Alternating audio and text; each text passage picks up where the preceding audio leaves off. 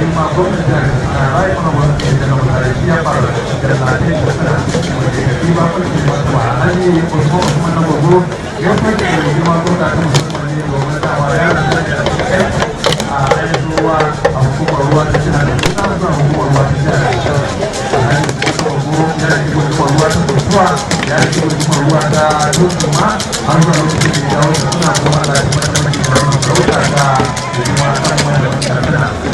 ya ta tafiya yanzu da wannan da ke ma kwakwa tana haɗe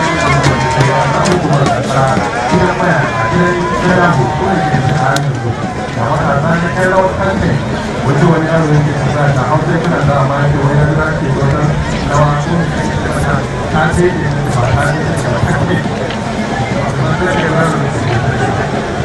da wani matasa mutane ne ke yi a lokacin